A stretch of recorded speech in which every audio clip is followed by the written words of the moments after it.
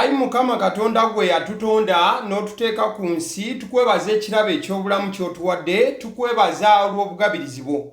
Ayi Ssewannaku, tukusaba otukwatirwe ekisa, otuwa omukisa sabbiiti eno bye tugenda okukola obiwa omukisa, bituviiremu ebibala ebirungi.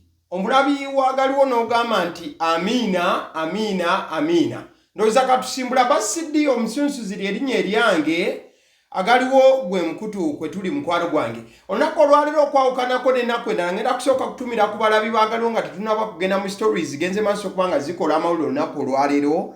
Katende Hassan, thank you so much for watching. Tenywa James Pro, Walai, Eye of Eagle, Ronald Katerega, Canon Voice Boy, ndowooza musajja muyimbi ddala, Kulema David, Wakule David, Frank Kakumirizi, Mugisha Star, wamu ne Mugisha John, mwebale nnyo okubeera nti mulaba agaliwo, mubeererayo ddala ne sekubeerayo yenna, era nsiima bwongerwa buli tafaali lye muteeka agaliwo buli we mugenda maaso n'okuba nti mutuninga. Inaawe ayagala okuba nga nkutumirako ku YouTube channel ky'olina okukola kyagenda mu comment section n'owandiika ku vidiyo eyo, nja kuba nti ndaba erinnya lyo nsobole okuba nga nkutumirako. Wabula teweerabira nti vidiyo zaagaliwo buli w'ogisanze girayikinga olw'ensonga eno si TV nti otula butuzi n'olaba bw'omala n'okunyuka ne weeyongerayo.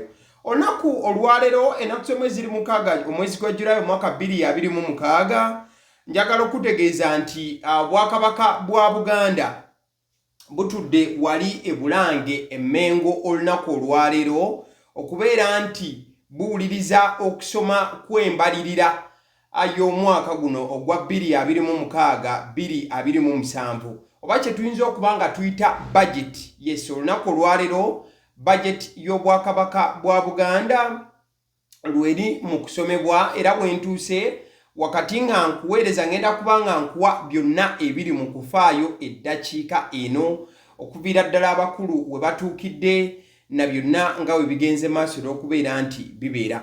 In fact, olukiiko lwa Buganda lutudde ssaawa zibadde ziwera 5, olukiiko lwa Buganda ne lutuula okuyisa embalirira y'omwaka ogwa 2026-2027. Ndabyeko abagenyi ab'enjawulo omuli Omumbejja Christine, ndabyeko Ssaabasumba Paul Semwogerere, Jeronimus Muzeeyi ow'ekitiibwa, then nendabako Super Supreme Mufti Shaban Galabuzi naye abaddewo. Ndabyeko omukulu wakulira oludda oluwabula government Joel Ssenyonyi oba gonza okuyita leader of opposition. In fact, katusooke tumufune wano bw'abadde atuuka e Bulange, then tugenda kuba nga tuttaanya embalirira nga bwetambudde olunaku olwaleero ey'Obwakabaka bwa Buganda.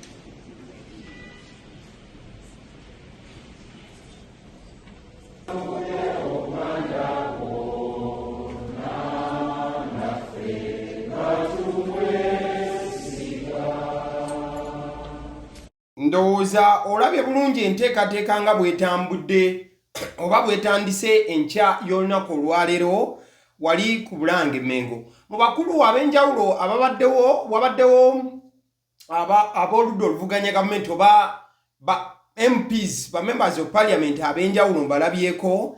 In fact ndabye Minister Robert Migadde, ndabye abataka abakulu b'obusolya, then ababaka ba parliament ab'enjawulo babaddewo okusingira ddala aba National Unity Platform balabiddeko ddala. Ndabye ku mukyala Nakwedde, nendaba ku Zambale Blasio Mukasa, weewaawo n'abalala ababaddewo. Mukadde kamu ow'ekitiibwa Katikkiro abaddewo butereevu, era Katikkiro agamba nti Obwakabaka okubaako bye bukoze kivudde ku bunyiikivu n'okwewaayo. Ategeezezza nti Obwakabaka busenvuddeko bw'ogeraageranya ne gye buvudde, era buli buwanguzi bwonna busaanye okujagulizibwa. Agamba nti obuwumbi buna butono nnyo, naye era kale waliwo ekigenda mu maaso bw'oba wotegereza. Kati nno Katikkiro okubanga ayogera ku ky'obuwumbi obuna, yembalirira ya Buganda nga bwefulumye omugatte eri ku buwumbi 409, obuwumbi 409 embalirira y'Obwakabaka bwa Buganda. Katikkiro omwanika agamba nti omwanika ategese embalirira eno mu buwufu bwa kusitula mutindo, era buli kye tukola tusaanyidde ffenna abali mu Buganda okukitambuliza ku mutindo. Kati nno ojja kugamba nti ani asomye embalirira ya Buganda olunaku olwaleero ba budget mu lulimi oluzungu? Omwanika wa Buganda ow'ekitiibwa Robert Wagwa Nsibirwa, mukimanyi bulungi nti ono ye mumyuka wa Katikkiro owookubiri, yasomye embalirira y'Obwakabaka ey'omwaka 2026 olunaku olwaleero.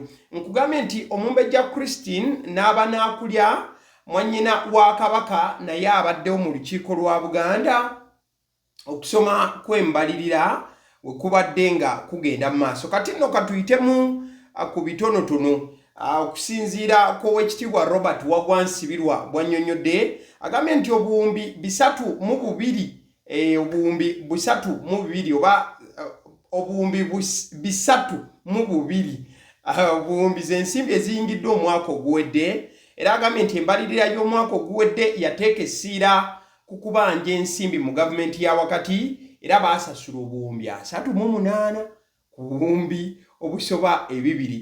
Oluwalo lwasusse ebitundu 15 ku buli 100. Bannabikago nabo bawagira nnyo ennyingiza mu Bwakabaka bwa Buganda. Still ezimu ku nsonga ezitunuuliddwa mu bajeti ya Buganda oba embalirira, enteekateeka 6 ezisoosowaziddwa okutumbula obulimi n'obulunzi nga bongera embavu mu kutumbula omutindo ogw'emisiri n'ensuku, era bagenda kutandikawo ssemaduuka endala mu masaza 5 okusobola okulaba abalimi bafuna ebikozesebwa mu bulimi ku ssente ensaamusaamu. Kugambye tuli ku mbalirira ya Buganda. Kati n'ekyokubiri okusitula omutindo mu by'obusuubuzi n'obulambuzi, muno bagenda kuteekawo ssente oba kyewandiise digisente oba kyoyinza okugamba okutambuliza ensimbi ku mutimbagano.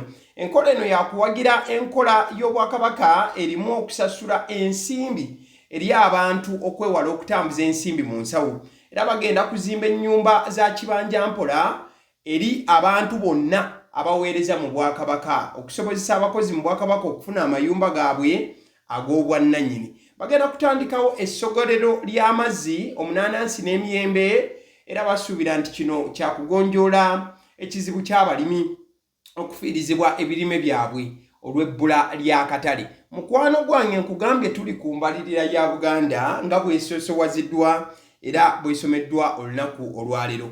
Ekyokusatu, okusitula omutindo gw'ebyobulamu muno eddwaliro ly'Ennyenga ligenda kutandika okukola. Bagenda kunnyikiza kaweefube w'okulwanyisa mukenenya mu masaza. Obwakabaka nga buli wamu ne Association of Surgeons of Uganda bagenda kutegeka ensiisira z'ebyobulamu nga balongoosa abantu abatakka wansi wa 360.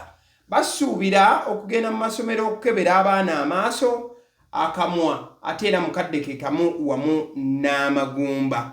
Ebyesigamiddwako embalirira bagenda kwettanira nnyo tekinologiya, bagenda kwettanira nnyo ebibalo, okukozesa emitimbagano mu kukuŋŋaanya n'okusasula ensimbi mu Bwakabaka, okwongera okunyweza obwerufu kubanga kuyambye nnyo okufuna bannamikago kwongera amaanyi mu kubanja gavumenti ya wakati era bagamba nti lwakiri obuwumbi ebibiri bwandize busobozese beene okubeera nti emirimu gy'obwakabaka agitambuza bukwaku. Kati nno embalirira y'obwakabaka bwa Buganda bwe tutyo bwe tutambudde olunaku olwaleero wali e Bulange Emmengo Olutuula we lutudde okubeera nti Oweekitiibwa Waggwa Nsibirwa atusosootolera ate embalirira bwegenda okuba nti etambula. Ebyo nno bye bivudde oluuyi olwo, nja kusembula nkomewo ate ku ludda luno. Weekend eno President Yoweri Kaguta Museveni yabaddeko ku ma TVs ag'enjawulo n'emikutu gyonna egy'empuliziganya mu ggwanga. Omukulu bwe yabadde ng'ayogerako eri eggwanga alina obubaka obuwererako ddala bwe yayogedde, wabula nga bwandibanga tebwasanyusizza bangi, naddala abantu abali ku ludda oluvuganya gavumenti, abantu abalina abantu baabwe mu makomera, abantu abakyakandaaliriziddwa okulaba nti bafuna okuteebwa naddala ku kakalu oba kyewandiise bail. Kati nno mu bantu President be yalese ng'akosezza nnyo mwe mwabadde n'omukyala Mama Miriam Matembe, ono nga yakateebwa gye buvuddeko. President Yoweri Kaguta Museveni yavuddeyo n'aseka ne sekuseka yenna ng'agamba nti omukyala ono amazima yali lwe bamuleeta mu kkooti ng'alinga omukosefu ennyo era ng'awenyeggera. President Museveni agamba nti ono yali yeekoza bwekoza era yamusekeredde. I could even see my sister Matembe limping into the court. When she was coming into the court, she came limping. I was worried, but forgot to limp. When she was leaving the court, she walked.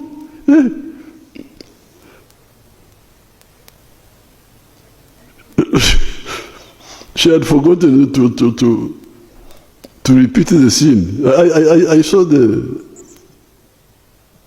video. Bigambo bya President Yoweri Kaguta Museveni ayagambye nti bwe naladde ndaba Miriam Matembe bwe baamuleeta mu kkooti yajja abwenyera era nze n'entya nnyo. President Museveni bw'agamba I was worried, n'entya nnyo, wabula ekyansesezza President n'ayogera awo n'atandika okumwenya nga bw'asekaaseka mpola n'agamba nti neerabidde ekyansesezza yeerabidde okuddamu okukola scene abazanya firimu mukimanyi omuntu oba akantu kokoleyo bagiyita scene akantu ko acting. Kati President n'agamba nti naye ate Miriam Matembe yeerabidde okuddamu okukola akantu ke yabadde akoze mu kusooka ak'okubeera nti alaga nti yayingidde awenyeggera. Kooti we yamutadde yafulumya atambula bulungi.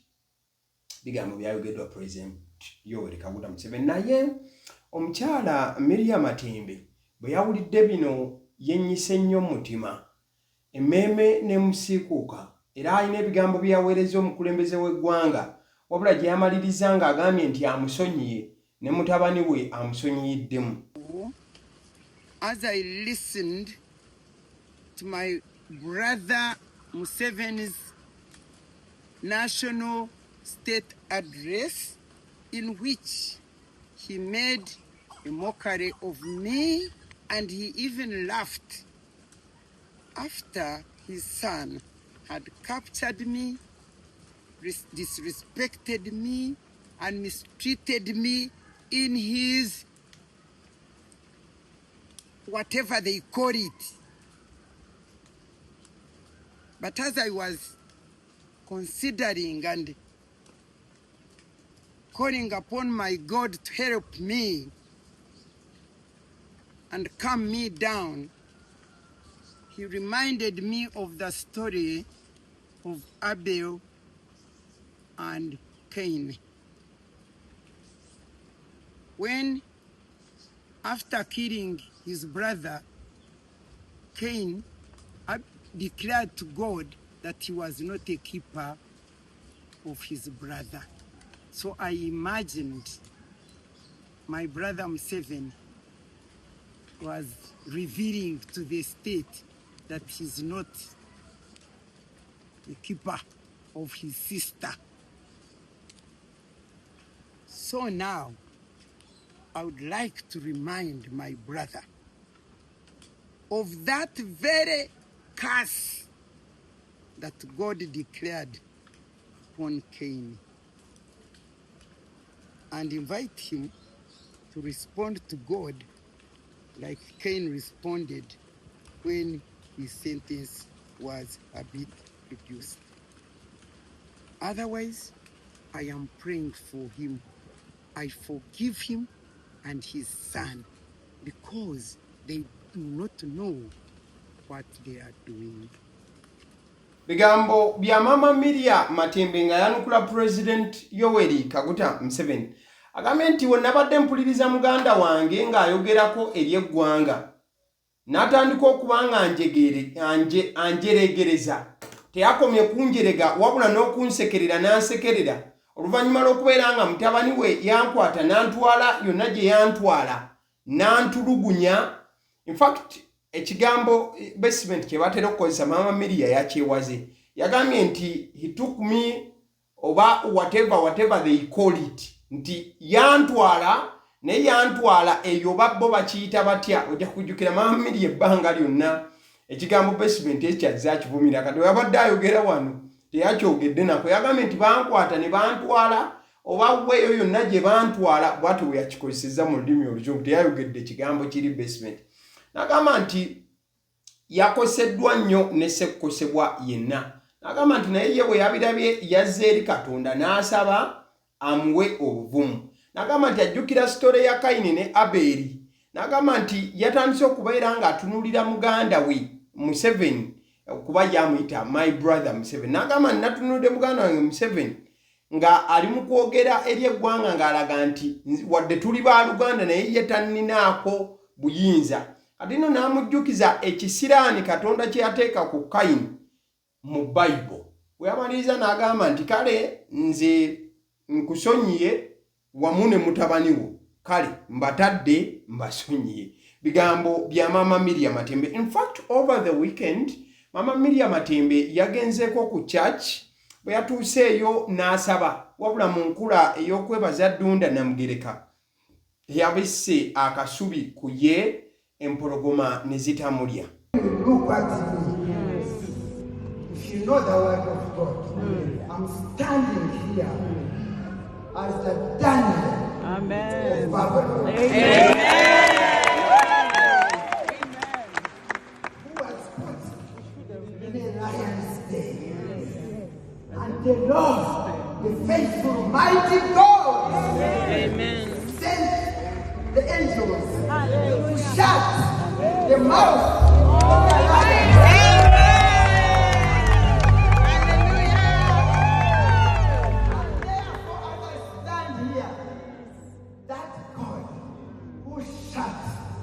Mouth of the lions. He says to you,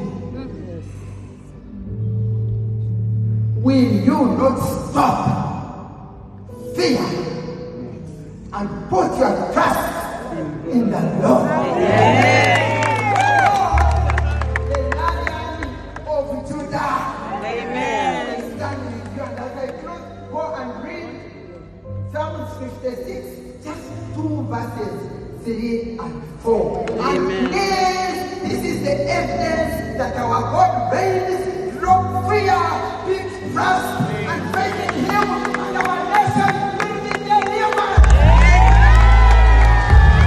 Bigambo bya Mama Miria Matembe bwe yabadde yeebaza omutonzi olw'okubeera nti empologoma yazisiba obumwa ne zitamulya. Mukadde ke kamu. We twatuukidde wano omukulu Pastor Joseph Serwadda owa Victory Church mu Ndeeba yabadde yavuddeyo n'annyonnyola n'agamba nti President Museveni yali tamanyi ku kukwatibwa kwa Mama Miria Matembe. Era ng'agamba nti ne mu meeting gye baalimu eya Interreligious Council ndi President ye ya orderinga bakute Mama Miria Matembe.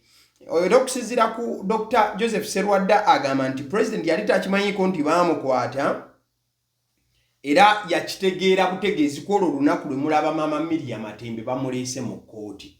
Ebyo bigambo bya Pastor Joseph Sserwadda bw'annyonnyola. Batate bw'ojjukira President bwe yabadde ayogera yalaze nti buli kyali kigenda mu maaso yakyetegereza. Era President mu bigambo bye wali yagambye n'okugamba nti nalaba Miriam Matembe nga bamuleeta awenyera ne neesikamu. Wabula wakati mu kwesikamu nga ndaba maama Miriam Matembe bamuleese awenyera, bw'ayingira kkooti ate oluvannyuma bw'afuluma kkooti yayingira awenyera agenda okufuluma kkooti nga tawenyera ali bulungi ekitenkanika. Kati nno mbadde kugamba nti mu ku bigambo ebyayogeddwa President Yoweri Kaguta Museveni byalese bangi nga bali mu bukosefu obw'ekika ekyawaggulu. Case in point, abantu ba Dr. Kizza Besigye bana opposition wamu ne bannankyukakyuka bonna bakyachwana ku bigambo ebyayogeddwa omukulembeze w'eggwanga naddala ku Dr. Kizza Besigye ate era wamu n'abasibe bonna abaasibwanga abasinga ku nsonga z'ebyobufuzi oba boyinza okuyita the political prisoners. Njagala tuwulirize ebigambo by'omukulembeze byabadde biwanvuyirivu, wabula tugenda kutula kimu ku kimu tusobole okutuuka ku kinyusi na kiki ekisinza okubeeta nga kireeta emberebeza n'abantu okukaawa ne sekukaawa yenna. There is therefore a counter-offensive against corruption, crime, and impunity. To show the impunity, take the case of Besigye, Dr. Besigye. He was arrested on the 17th of November 2024. It is now almost 2 years. All this time, however, he has been refusing trial, misusing the legal system. Why would this great Democrat and human rights fighter spend so many calories on refusing to come to trial, where he has got opportunity to prove his innocence and expose the undemocratic behavior of the dictatorship of Museveni and his family? What is the problem? Because the dictatorship of Museveni and his family is imprisoning Besigye wrongly. Come to the court and expose it. Why do you spend so much time avoiding court?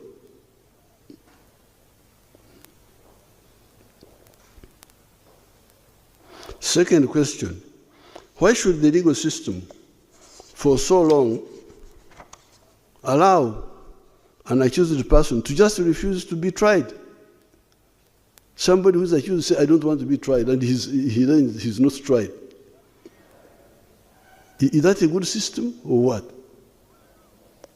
How can somebody who's accused say, I don't want to be tried, and 2 years is not tried? This allowing of impunity to continue for so long is responsible for the culture of mob justice. Before you talk about the security forces, talk about the population. Why do the population take the law in their own hands? Why? Why do the population take the law in their own hands? The population suspects that the police and the judiciary may not hold the criminal accountable, hence the mob justice, which is unfortunate. The fascist tendencies among some of the elements of the opposition have for a long period provoked the patriots. But the arrested opposition lawbreakers may not get bail because they threaten the security of the witnesses. Because some people have been saying, you give these people bail, give them bail. Yes, but because they are not Democrats, when we release them, they attack the witnesses. You cannot have democracy without people with the spirit of democracy, with fascists.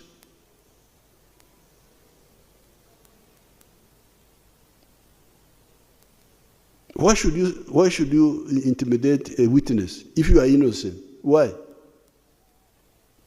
And threaten.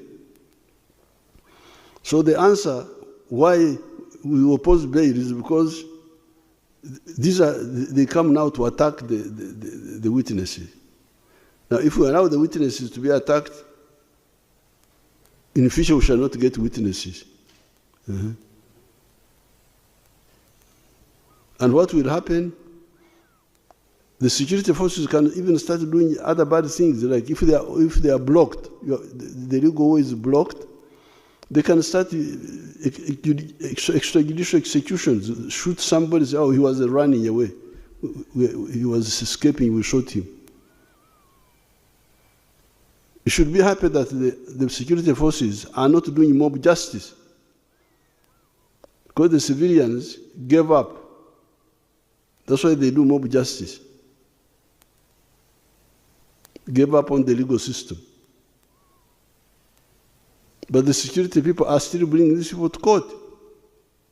Ambo, your President Yoweri Kaguta Museveni, sorry for that.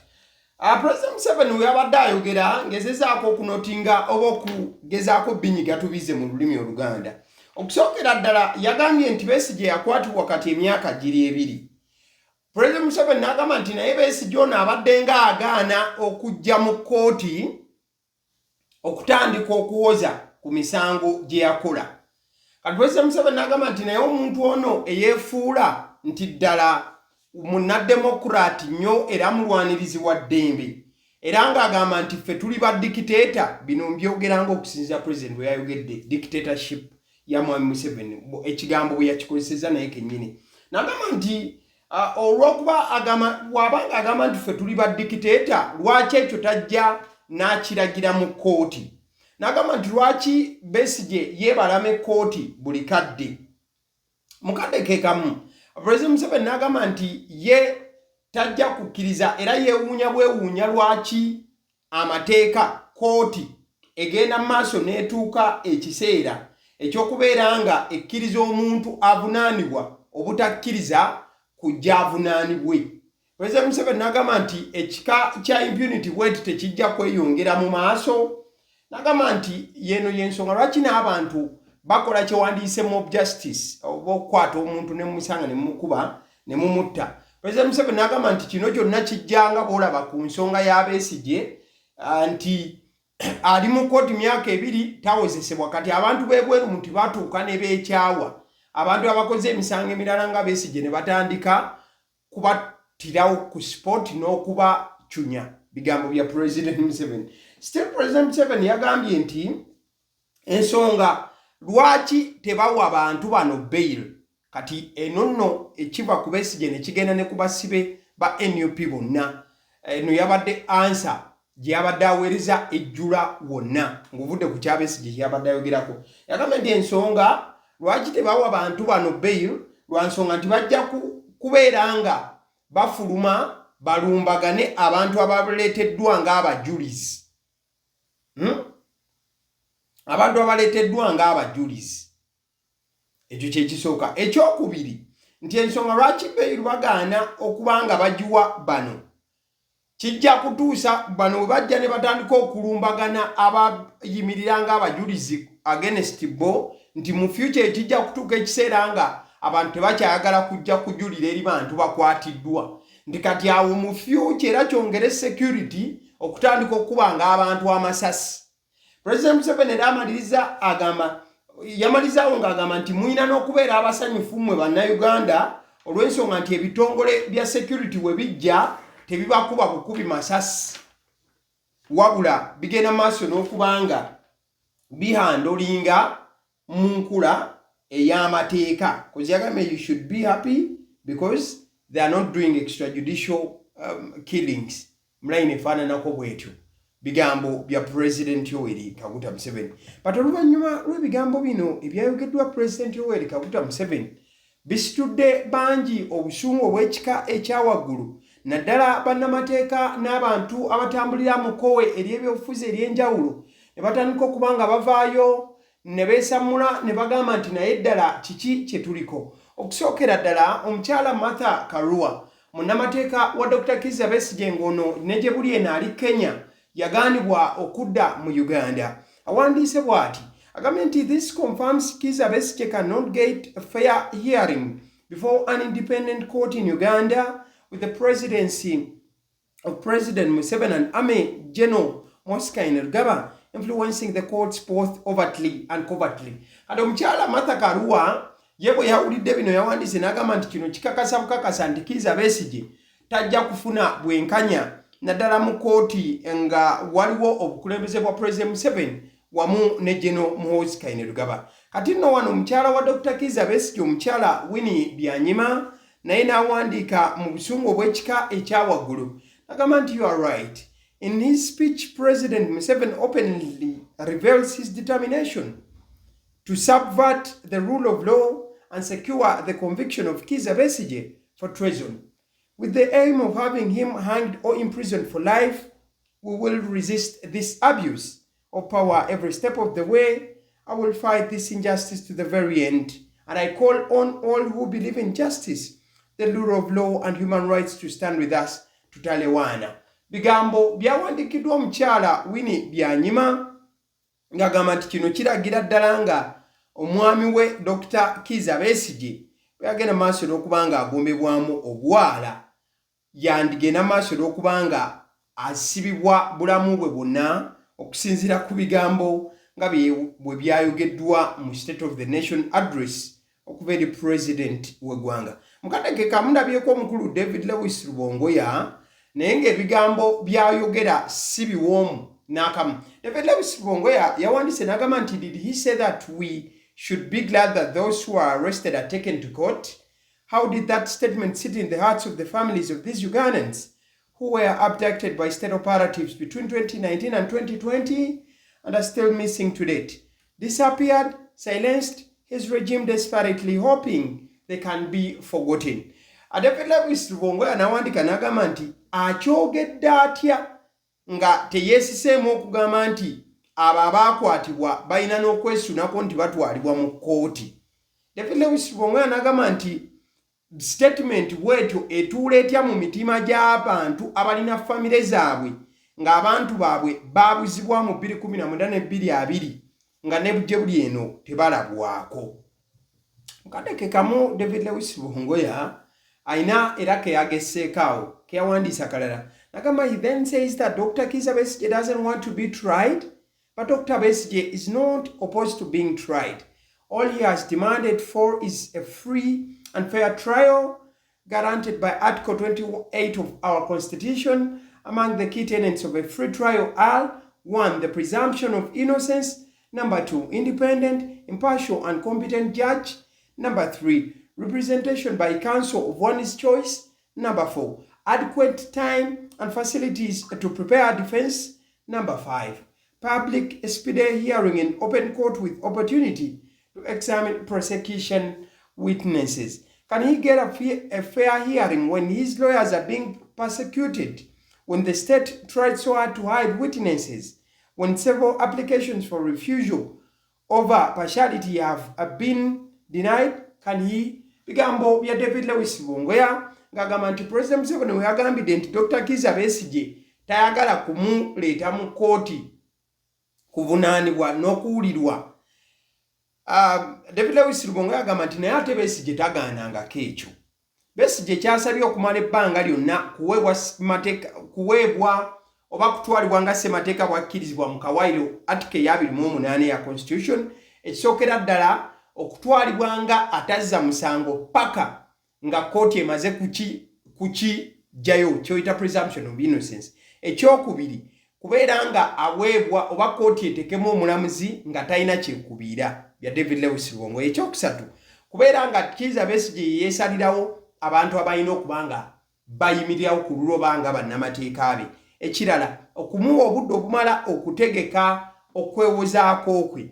Then ekyokutaano okuwulirwa mu bwangu mu kkooti ate era mukadde ke kamu bakkirize ne bannamateeka ba Besigye babuuze ababajjenga abajulizi kajjogijogi w'ebibuuzo. So David Lewis Rubongoya amaliza agamba nti naye musuubira nti Besigye asobola okufuna okuwulirwa okutalimu kyekubiira nga ne bannamateeka be baakwatibwa bayisiddwa mu mbeera enzibu.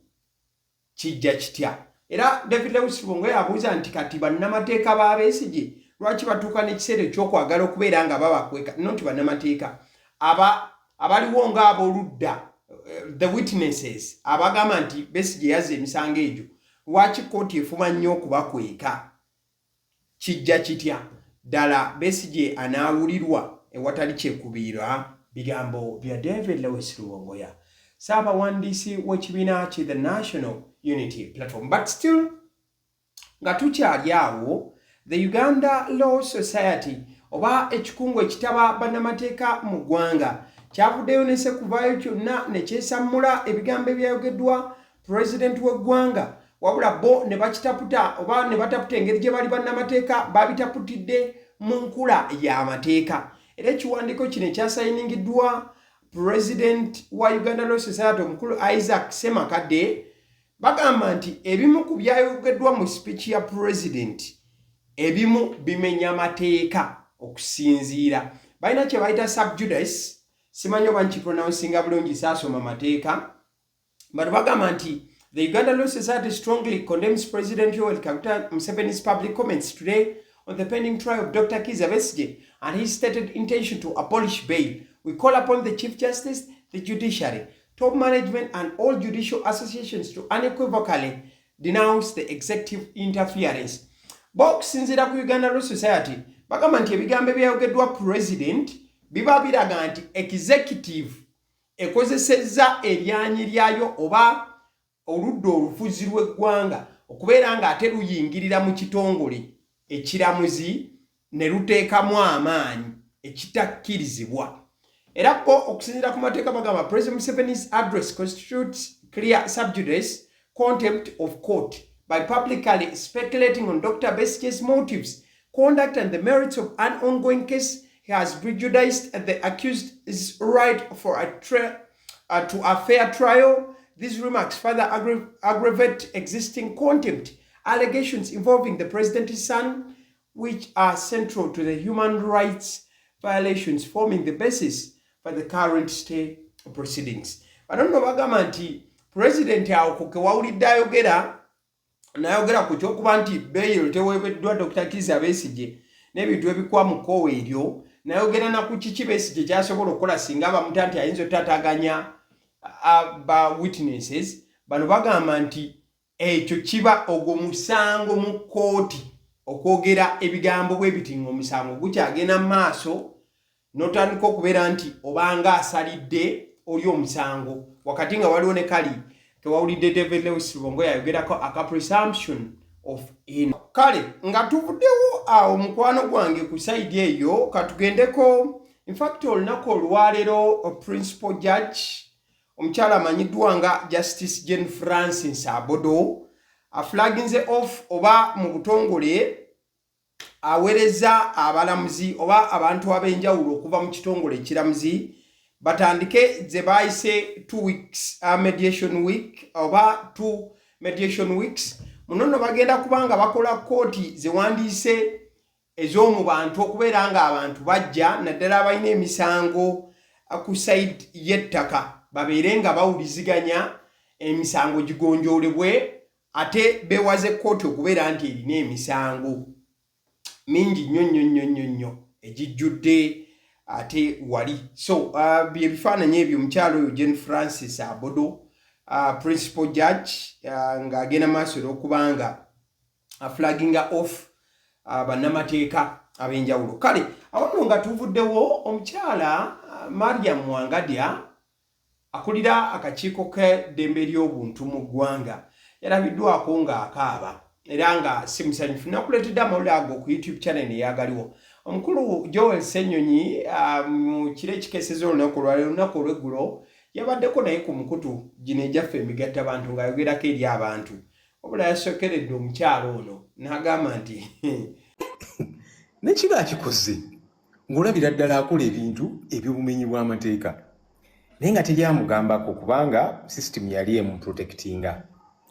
Abamu ku mmwe nkakasa mulabye akatambi ka chairperson wa Uganda Human Rights Commission mukyala Mariam Wangadya mulabye mukazi wattu ne mmusaasira naye ne ŋŋamba bulijjo bitwakugambanga naye ate gwe ng'obuzibu obuteeka ku ffe. Katumugamba akakiiko kaako k'okulembera era kagaanye oba tekalina busobozi bugoberera nsonga z'okutyoboola eddembe y'Abannayuganda. Nga wagamba mmwe mulimba n'okulimba bakibalama abo ba John Bosco Kibalama, John Ndamulira, Kanata Muhammadi n'abalala bangi nti mubifoojinga. Mbwe abantu abo mizimu ghosts yakozesa ekigambo ekyo. Lumu twakola press conference ne family z'abannaffe bana abo babuzibwawo. Nitugamba nti kati omukyalo ono yagambye nti abantu bano tebabangayo mbufe aba NUP tulimba. Kati nitugamba abantu bano ab'enganda zaabwe bakyala baabwe abaana baabwe ne tubateeka mu bus. Twafunayo positawo teri bus actually kubanga bawerako ne ID z'abannaffe abo babuzibwawo. Ne tubasomba tubatwala ku ofiisi ye nga twagala omulaga nti abantu bogamba nti mizimu nti tulimba tebabanga nayo. Baabano bayina ab'enganda zaabwe, bayina abaana, bayina abakyala, bayina abantu ababafaako ne ID zaabwe weeziri. Kakati watuukayo of course Wangadya yategeera nti tujja n'adduka mu ofiisi yayita Manju ne twagenda oyingira mu ofiisi nga yayiseemu. Anyway, bino mbyogerako nti kati bwe mulaba ng'akukuluma bambi olabira ddala obuzibu bwa system. Toyinza kugamba nti ogenda tereeza just parliament, toyinza kugamba nti ogenda tereeza just maje, toyinza kugamba nti ogenda tereeza just Uganda Human Rights Commission, nti oba ogenda, it's not possible. Kiringa ekizimbe bwe kibanga kiriddwa enkuyege nga kigenda kugwa. Toyinza kugamba nti kootereezeeko eddirisa oba kootereezeeko oluggi nti oba ekisenge ekimu oba weetaaga a total reboot.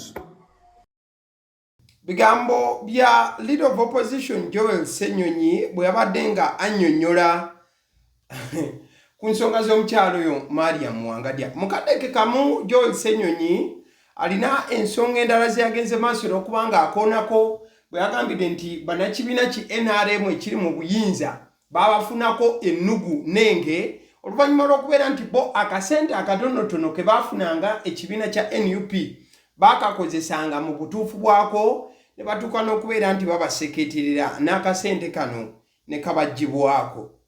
Nga tulina okuyiiya era tugezaako ne twekwatakwata ate kati ensangi zino baabyonoona namu. Tulina sente ze twafunanga ng'ekibiina ekirina ababaka mu parliament. Kakati omutemu waago twagufunanga ne tutandika okukolamu ebyamakulu. Bannaffe aba NRM banyiga nnyo kubanga bo babaddewo emyaka 40. Sente ku sente ezo bo bafuna ebitundu nga 80 ku buli 100 kubanga balina ababaka bangi. Kakati ffe nga tufunako katono. Naye nga akatono ke tufuna balaba tutandise okugulawo ebitebe ebyenjawulo. Tulina ekitebe ekisinga obunene n'amatiri bonna mu bibiina by'obufuzi byonna wano e Uganda. Kyaffe kya NUP kiri wali e Kavule. Tulina essomero lyaffe e Kamunkya. Twagulawo ebitebe embalala ebusoga nga byaffe si rentals. Of course tulina ne offices z'enjawulo mu bitundu by'eggwanga ebyenjawulo turentinga. Kati bannaffe ne bawulira bubi ne bagamba bano abaana bano nga batulabisa kubanga bo bafuna ssente empitirivu. Ate bebalina mu gavumenti kati ng'ovuddeko ku ezo ze bafunako 8 consolidated fund yonna eri mu mikono gyabwe bagikozesa nga bwe baagala. Ate ekyo bakibaddeko emyaka 40 kati ne bawulira obusungu. Emyaka egyayita biri nga 13-14 oba awo we watyo aba NRM batandika ekiteeso mu biseera ebyo Mbabazi yali secretary general waabwe. Batandika ekiteeso okuzimba amaka gaabwe era ne bagamba bajja kuzimba ekizimbe nga kiriko emyaliro 27 ezo z'emmundu ze batandika nazo mu lutalo 27 ne bafuna abagagga b'enjawulo mu kibuga ate bo babakaka bukasi bakuyita mu fundraising ne ya NRM oba toze ku Monday ojja kusanga tax bill nga URA kuwandiikidde ekugamba tukubanja sebo buwumbi nga bumeka kati bagendayo ku lwabuwaze anyway ne bagenda ne basonda ssente buwumbi obuwerera ddala kakati ssente ezo bazaddawa nali nkyali mawulire kati lumu twakola ku interview twakola Mbabazi twamukolako interview awo nga batandise okukyankalana 2015 awo akalulu kasembedde avuddeyo agenda kusima tumbuza nti naye gwesebo obadde Secretary General w'ekibiina kino mwasonda ssente buwumbi obuwerera ddala obuyitirivu okuzimba ekizimbe amaka gamu ssente ezo zaalaga bwe kizimbe nga tekiriiwo naawe mwina headquarters mupangisa bupangisa Mbabazi yatugamba ekibiina kiyina chairman waakyo era chairman ye chief treasurer mugende mubuuze anyway ekyo ntibabuliddeko okubalaga nti ebintu bino bituze tukola nga bibalabisa bwe tugezaako tetenga ate no bwe bayoola abantu baffe basibe bano naki naye ne tugezaako kati nga balaba n'akasente akatono bwe tukafuna tukateeka mu kalabibwako kati bo nga tewali kirabibwa so ne baga nti abantu bano sente tuzisaleko bagende ne mu kalulu nga tebalina sente akalulu kayingira lwali lutalo ene mwali mubigoberera naye Katonda atuyambye tusigadde tumuvinga nga tukwasaganya nga tuyiya ngeri ez'enjawulo okulaba nti emirimu gisigala gitambula bannaffe abali mu makomera tugezaako babeereramu obusibe buleme baluma nnyo bw'obanga oli mu komera eyo ekyo kizibu nnamba emu naye ate n'owulira omwana wo bamugobye ku ssomero olwa fiizi kati obusibe bukuluma emirundi nga 10 nogasinga kale sibadde mu komera n'aliyiza nti oba mukyalawo n'abaana abagobye mu nnyumba so kati tubambi tuba tugezaako okulaba nti obusibe bigambo bya Honorable Joel Ssenyonyi over the weekend yabadde alina byagezaako okulambulirwa nga bw'ogenze maaso okuba nti obiwulira wentukidde akawungezi oba olunaku olwaleero mu ttuntu amawulire agabaddewo ge g'okubeera nti Major General Birungi wakugenda maaso n'okutandika okuwozesebwa mu kkooti y'amagye era nga yakwatibwa gye buvuddeko muba mujjukira abatera okuba nti nno mugoberera amawulire wabula ezimu ku nsonga ezisuubira emisango egiyinza okuba nti atandika okuwera ennemba nagyo mwe muli emisango gya buli bw'enguzi wamu ate era ne okulya mu nsi olukwe n'emirala egigwa mu lubu olufaananako bwe rutyo so anytime soon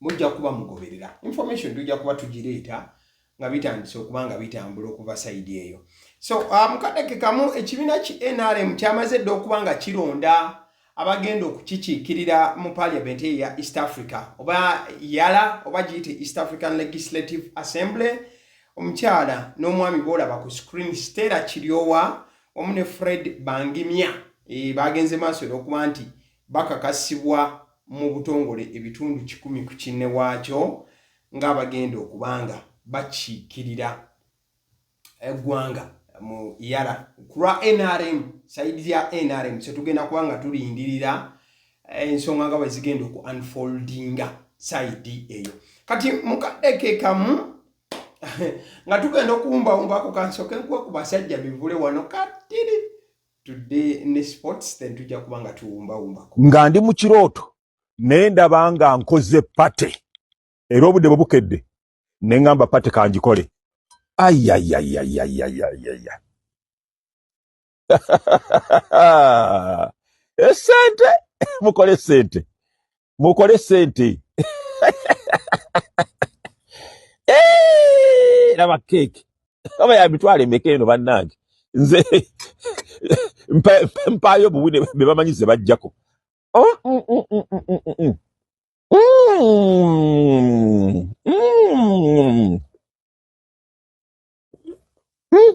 muzeeyi obuwoomi nga bumutta muzeeyi ng'afa obu kale katugende mu byemizannyo straight away awatali kulonzalonza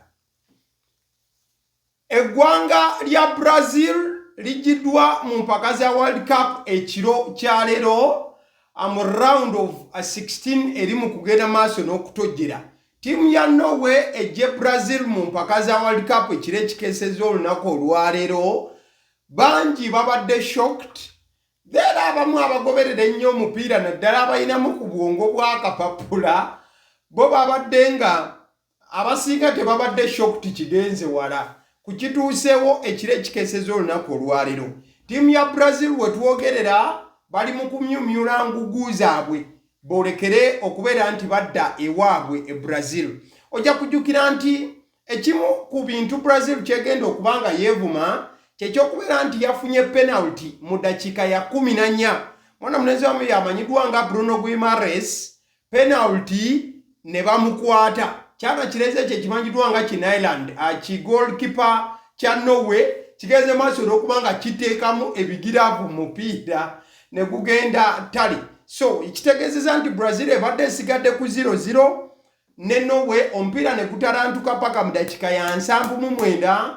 Mwana mulenzi muyizi tasubwa amanyiddwa nga Erling Braut Haaland n'alengera akatimba. Awo nno omupiira ne gutambula gubadde gukoona 9.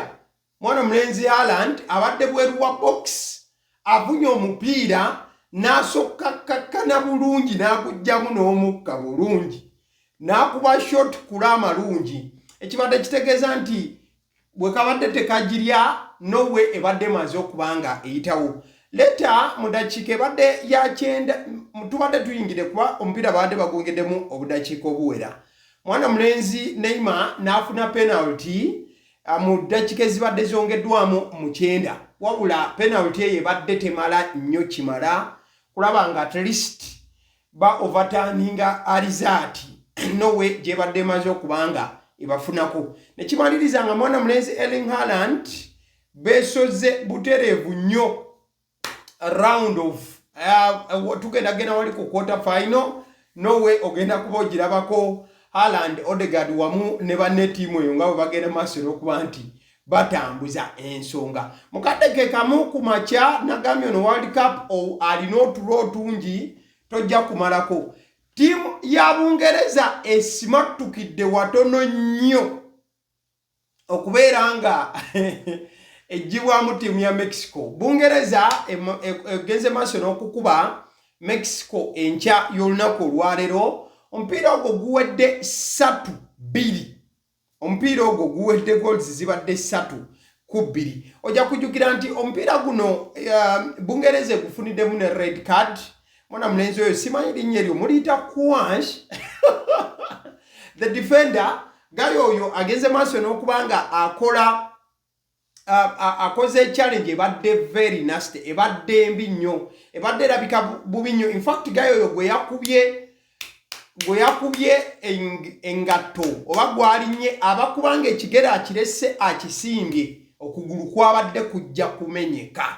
So omupiira ogwo Bungereza bagenze okuba nti no bagiwa red card already nga egukulembedde ne goals 2. Ojja kujjukira mwana mulenzi oyo amanyiddwa nga Queen Reynolds wa Mexico abadde alabika bulungi era still yafunidde Mexico akatimba. Raul Jimenez naye n'afuna penalty. Then Hurricane mu ddakiika y'enkaaga by the way yagenze maaso n'okuba nga penalty eyo mwana mulenzi Anthony Gordon gye yaleese goalkeeper yagenze maaso n'okuba nga amukubamu ebigiraavu awo ku bigere.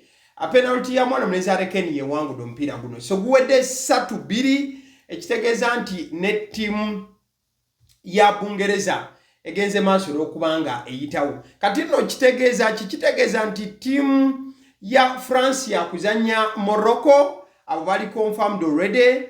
Then ttiimu ya Norway eyiseewo egenda kubanga ezannya Bungereza. Yes.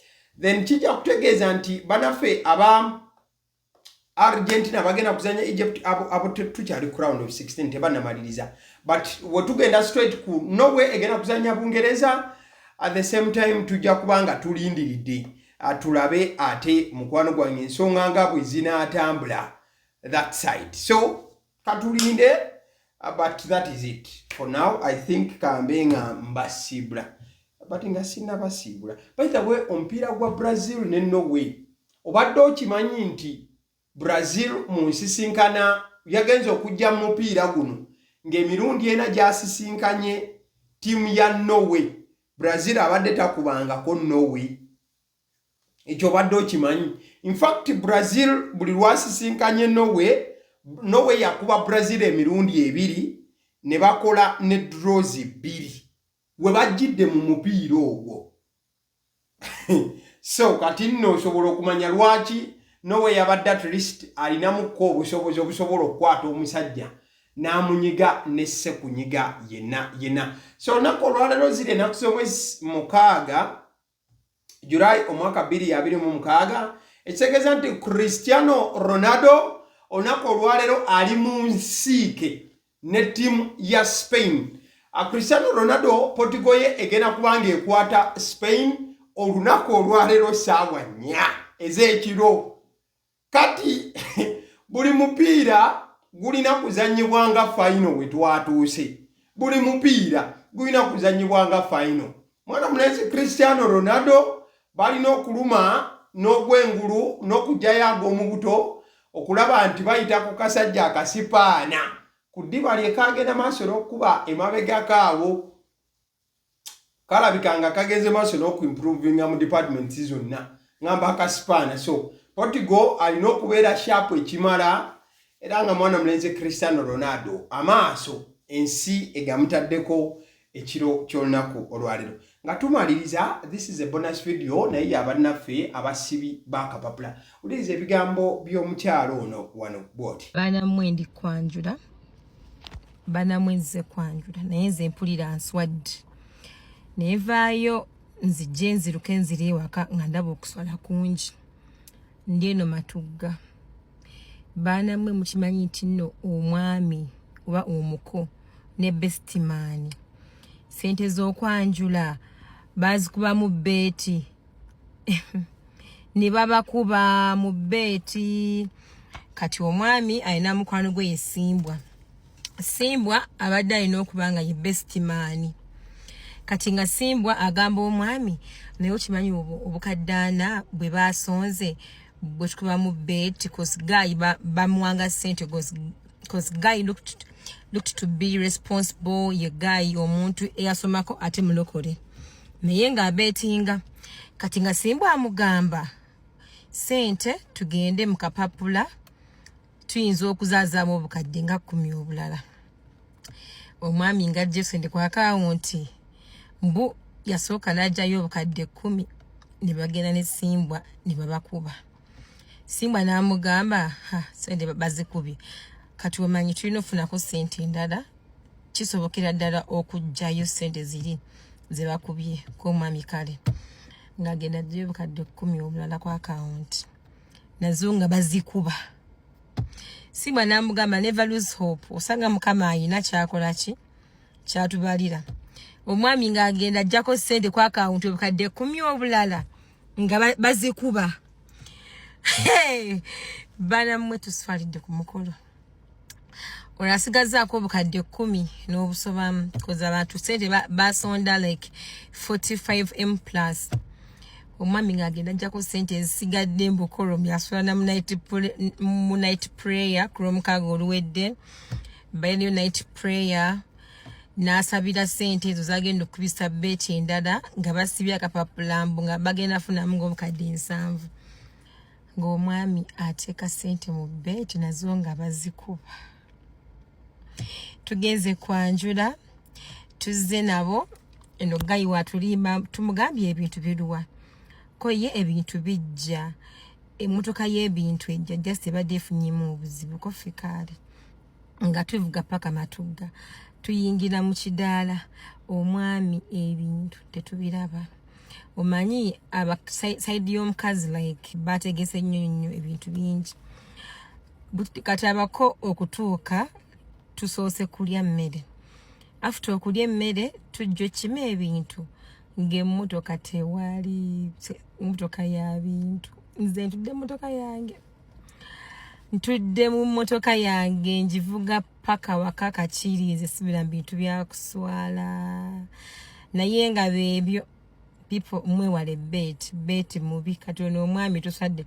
Naye nga ffenna abasinga abazze buli omwadduse colleagues abasinga bonna badduse bagenze omwami tumulekedde omukolo gwe n'esimbwa we bannange mu emboozi ze mbagamba za ddala juzi nabagamba emboozi y'omuko yagenda ne mukazi we kwanjula nga yeefudde nti gig my dear. Abasidi omusunsuzi lyerinnya eryange agaliwo gwe mukutu kwe tutambulidde webala tambudde nange okuva gye twavudde paka we tutuukidde wano nabagamba kye mulina okubanga mukola commentinga ku video zaagaliwo n'okuzirayikinga awo nno kinsobozesa okulaba erinnya lyo nengenda maaso n'okubanga nkutumirako wano so kikole nja kubeeranga nga mbatumirako every time buli show bweti wegenda maaso n'okugikusensulira n'engireeta n'engikubira ku meza mubeere bulungi dunda abankuumire nnyo abaagale nga batalikeera lunaku kutwala. Thank you so much for the love, thank you so much for the likes, for the shares, for the comments, for the warm messages that you send in my inbox. Thank you so much. Mwebale nnyo mukama abankuumire mugira mbaayo mweraba.